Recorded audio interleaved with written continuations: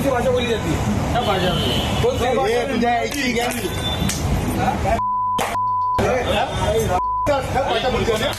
कौन सा भाषा? Dear South Indians and Maharashtrians, I know आप लोगों को महाराष्ट्र पे और मराठी पे बहुत गर्व है और होना भी चाहिए, और आपको ही नहीं हम सबको है, और हम सबको आपसे अपने स्टेट के लिए ये प्यार सीखना भी चाहिए। और अगर आपको मेरी इस बात का बुरा नहीं लगा कि मेरे को भी महाराष्ट्र पे गर्व है, तो मैं आप लोगों से एक छोटी सी रिक्वेस्ट करना चाहता हूँ कि प्लीज मेरा ये गर्व कम मत होने दो। पूरा देश महाराष्ट्र पे गर्व करता है, और ये गर्व कोई ढोंग नहीं है, इसके पीछे लाखों वजह है। और महाराष्ट्र पे गर्व करने की वजह गिनाने लगा तो ये वीडियो बहुत लंबी हो जाएगी, लेकिन प्लीज इस वजह को कम मत होने दो, क्योंकि जैसे गर्व करने के लिए भी वजह चाहिए, वैसे ही गर्व भूलने के लिए भी वजह चाहिए, और वो वजह आप लोग आए दिन देते रहते हो। कोई भी कहीं भी महाराष्ट्र का नाम लेता है तो उसके दिमाग में Shivaji Maharaj, historic monuments, nature, culture, सुंदर लैंडस्केप्स, ये सब आता है। लेकिन अब लड़ाई, दंगे फसाद, हिंदी बोलने पे मारपीट, ये सब आता है, और ऐसे ही गर्व धीरे धीरे कम होता जाता है, खत्म होता जाता है। मैं नहीं चाहता पूरा देश आपका मजाक उड़ाए, और मैं कोई धमकी नहीं दे रहा, मैं तो मीम्स बनाता भी नहीं हूँ,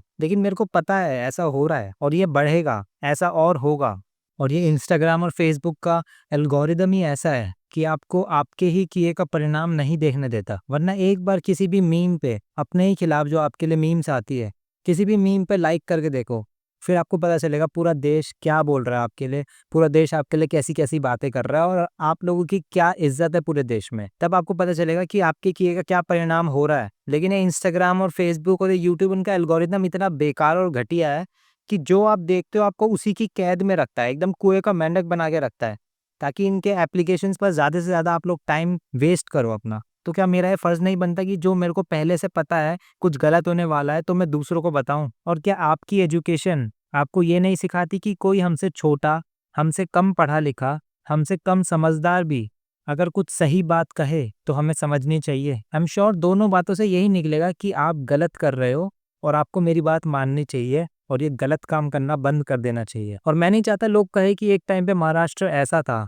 और आज तो वहां जाने से भी डर लगता है। वहां के लोगों ने बस मारपीट को ही अपना इतिहास बना लिया वगैरह वगैरह। पुराना इतिहास भूलने के लिए नया इतिहास लगता है, और वही इतिहास आप रोज लिख रहे हो अपने हाथों से। इस वीडियो के लिए रिसर्च करते वक्त मैंने पढ़ा, लोग कह रहे हैं कि एक टाइम पे गौरव मर्यादा बचाने के लिए युद्ध होते थे, और आज हिंदी बोलने पे होते हैं, अपने ही देश की मातृभाषा बोलने पे होते हैं। और महाराष्ट्र के इतिहास में या देश के इतिहास में हर जगह युद्ध की बहुत बड़ी कीमत मानी जाती थी, और मापी जाती थी, और चुकानी पड़ती थी। इसलिए युद्ध की कोई बहुत खास वजह होती थी, जो कि आखिरी रास्ता भी होता था कि अब तो युद्ध भाई, अब तो करना ही पड़ेगा, अब कोई ऑप्शन नहीं है। लेकिन अब जिस वजह से लड़ाइयाँ हो रही है, ये बहुत बहुत ओछी वजह है लड़ने के लिए, बहुत निचले स्तर की वजह है किसी से भी लड़ाई करने के लिए। और इन्हीं सब कारणवश आपके स्टेट का नाम खराब होगा पूरे देश में, तो मेरे को तो बुरा लगेगा ही, लेकिन शायद आपको ज्यादा बुरा लगेगा। हाँ बिल्कुल, आप लोग आर्ग्यू कर सकते हो कि बिहार का नाम किडनैपिंग से कितना खराब है, राजस्थान का नाम रेप के लिए खराब है, दिल्ली का नाम पोल्यूशन के लिए खराब है, यूपी का नाम मर्डर्स के लिए खराब है। लेकिन वो सब क्राइम्स है, और वो क्रिमिनल्स करते हैं, कोई पढ़े लिखे समझदार लोग नहीं। और आप हाईएस्ट लिटरेसी वाले स्टेट्स में आते हो, तमिलनाडु की बात कर रहा हूँ, केरला की बात कर रहा हूँ, आपको ये सब करना शोभा नहीं देता। हाईएस्ट लिटरेसी तो सब जानते हैं, लेकिन पूरे देश को ये भी बता दो कि हम पढ़े लिखे हैं, इसलिए यहाँ क्राइम्स नहीं होते, हम पढ़े लिखे हैं इसलिए यहाँ लड़ाई नहीं होती, हम पढ़े लिखे हैं इसलिए खुश है। वरना फिर पढ़ाई लिखाई ने सिखाया ही क्या, जब सब कुछ अनपढ़ों जैसा होता है, वहाँ अनपढ़ों जैसी लड़ाई होती है, फोर्सफुली किसी को भाषा बोलने पे मजबूर कर रहे हो। और एक ऐसी किसी बंदे की क्लिप देखी मैंने, जिसमें उसने कहा कि हम लोग आपसे पूछते हैं कि डू यू नो हिंदी, और ये सुन के आपको बहुत बुरा लगता है, और फिर आप लोकल लैंग्वेज में बात करने लगते हो। लेकिन ये पूछ लिया तो इसमें बुरा मानने वाली क्या बात है? हम लोग देश से कभी बाहर जाते हैं तो वहां भी तो यही पूछते हैं। अगर हमें इंग्लिश ना आती हो तो हम तमिलनाडु में जाएंगे, वहाँ ऑब्वियसली लोग तमिल बोलते होंगे, और हमें तमिल आती नहीं है, तो हम तो यही पूछेंगे ना कि क्या आपको हिंदी आती है? ये एक सवाल से ज्यादा और कुछ नहीं है, इसको इतना बड़ा मत बनाओ। ये कोई गाली नहीं है, ये मजबूरी है ये पूछना सवाल। और एक बहस और चलती है कि हम क्यों हिंदी सीखे, आप लोग साउथ लैंग्वेजेस क्यों नहीं सीखते? तो इस पे मैं बस इतना कहना चाहूंगा कि हर जगह, पूरी दुनिया में हर जगह मोस्टली मेजॉरिटी की बात मानी जाती है। जो मेजॉरिटी कहती है करती है, वही सबको करना पड़ता है मजबूरी में, कोई जबरदस्ती नहीं है, कोई मेजॉरिटी का बोलबाला नहीं है, मजबूरी में करना पड़ता है, वरना फिर ज्यादा दिक्कतें आएंगी। मेजॉरिटी की बात मानेंगे तो कम दिक्कतें आएंगी, क्योंकि हम ह्यूमंस एक सोसाइटी में रहते हैं और इस समाज के कुछ रूल्स है जो सबको फॉलो करने ही पड़ते हैं, जैसे कपड़े पहनना, अपना शरीर को ढककर चलना। आप कुछ टाइम तक सबसे अलग हटके कर सकते हो, जैसे छोटे कपड़े पहन के अधनंगे घूम सकते हो सड़कों पर, जैसे आजकल की लड़कियां घूमती है, लेकिन वो लॉन्ग टर्म में सस्टेनेबल नहीं है। अल्टीमेटली आपको मेजोरिटी की बात माननी ही पड़ेगी, क्योंकि जिस काम से मेजोरिटी को दिक्कत होती है वो काम नहीं हो सकता, क्योंकि फिर ज्यादा लोगों को दिक्कत हो रही है। और एक और वजह है कि नॉर्थ में पॉपुलेशन ज्यादा है और ज्यादा ही रहेगी बिकॉज ऑफ लिटरेसी रेट। आप लोग ज्यादा पढ़े लिखे हो और हम लोग थोड़ा कम पढ़े लिखे हैं, तो ये पॉपुलेशन बढ़ेगी ही बढ़ेगी। और आने वाले सालों में नॉर्थ से और लोग साउथ में आते रहेंगे, इनफैक्ट शिफ्ट होंगे, तो मेजोरिटी तो फिर से हिंदी वालों की होएगी ना। और हिंदी नहीं सीखनी तो मत सीखो यार, ये तो बस for the sake of argument मैंने बोला, लेकिन ये आपकी चॉइस है, नहीं सीखनी मत सीखो, कोई दिक्कत नहीं, nobody is forcing you like you do. लेकिन अगर आती है तो वो तो बोल सकते हो ना, और नहीं भी बोलना अपनी जिद में या चॉइस में, तो जो बोलते हैं उनको तो मत मारो, किसी और पे तो आपका हक नहीं है ना। मतलब एक बात नहीं माननी तो दूसरा ऑप्शन है, दूसरी नहीं माननी तो तीसरा ऑप्शन है, लेकिन आप तो कुछ नहीं मान रहे। कब तक लोगों को मारोगे?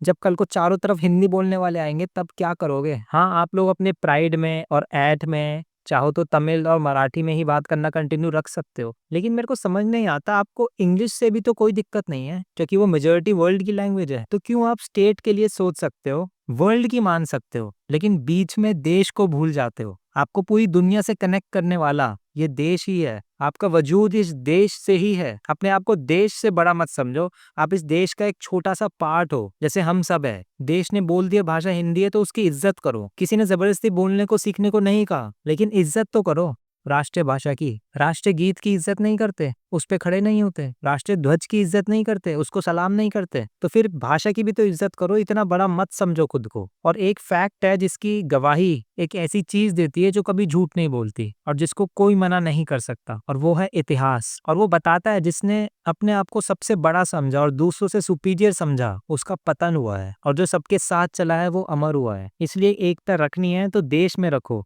अपने स्टेट में नहीं, क्योंकि आपके स्टेट में कुछ हुआ है तो देश ही काम आएगा, आपके साथ बाहर कुछ हुआ तो भी देश ही काम आएगा, स्टेट नहीं। और इन सारी एक्सप्लेनेशंस के बाद भी अगर नॉर्थ इंडियंस की कोई गलती है या आपको लगता है कि हमारी गलती है, तो यार आप में लिटरेसी रेट ज्यादा होने का फायदा ही क्या, जब आपने ये नहीं सीखा कि नासमझ लोगों को माफ करना चाहिए। हम में समझ कम है, अभी हम नहीं समझ पा रहे आप लोगों को, या जो भी आपका रीजन है, ये सब तो मेरी हाइपोथेसिस थी। ऐसा बिहेव करने का जो भी रीजन है, तो आप लोगों को क्या बदला लेना चाहिए? लिटरेसी में समझदारी भी आती है, और समझदारी में सबसे ऊपर तो माफी ही आती है। अगर हम गलत है तो आप बड़े बन जाओ, छोड़ दो लड़ाई झगड़ना। ये सब तो अनपढ़ों का काम है, जिनको इतनी समझ नहीं होती कि बातों से बड़ी बड़ी प्रॉब्लम्स का हल निकाला जा सकता है, और जिनमें ऐसी लॉजिकल बात करने की भी समझ नहीं होती, जो तमीज से प्यार से बात नहीं कर सकते, जो शांत रहकर किसी को अपनी बात समझा नहीं सकते, उन सब लोगों का काम है ये लड़ना झगड़ना, हाथापाई करना, दंगे करना। पढ़े लिखे समझदार लोग अपनी बात रखते हैं, वो आवाज ऊंची नहीं करते, वो आवाज उठाते हैं, वो हाथ नहीं उठाते, वो हाथ मिलाते हैं, कुछ इस तरह की दोनों का काम बन जाए, दोनों पार्टीज का काम बन जाए, किसी का नुकसान ना हो। ये है असली लिटरेसी। अपनी भाषा को इतना ऊपर चढ़ा दो कि उसकी तुलना लोग प्यार से करने लगे। जैसे प्यार पे कभी कोई जोर नहीं चलता, वैसे किसी के साथ कोई जोर जबरदस्ती ना हो मराठी या तमिल बोलने पे। ये संस्कृति है, भाषा है, कोई हथियार नहीं है। इसे वायलेंस की वजह मत बनाओ, इसे हमको आपसे दूर करने की वजह मत बनाओ, इसे अपने ही देश में दरार लाने की वजह मत बनाओ। शायद आपको भी ना पता हो, लेकिन कहीं ना कहीं आप लोग एकता के लिए लड़ते हो, यूनिटी के लिए लड़ते हो, कि आपके स्टेट में सब आपके स्टेट की भाषा बोले ताकि एकता बनी रहे, अटूट एकता। लेकिन इसी एकता को बनाने के लिए आप एकता को ही तोड़ रहे हो। स्टेट की एकता बनाने के लिए आप देश की एकता तोड़ रहे हो। आपके अंदर बहुत गहराई में आपका असली रीजन आपका स्टेट नहीं है, आपका असली कारण आपकी भाषा भी नहीं है। आपका असली कारण, जो आपको भी शायद नहीं पता, वो एकता है। आप एकता बढ़ाना चाहते हो, आप चाहते हो सब लोग एक साथ रहे, और अनजाने में उसी एकता को खत्म भी कर रहे हो। वो एकता स्टेट की हो या देश की,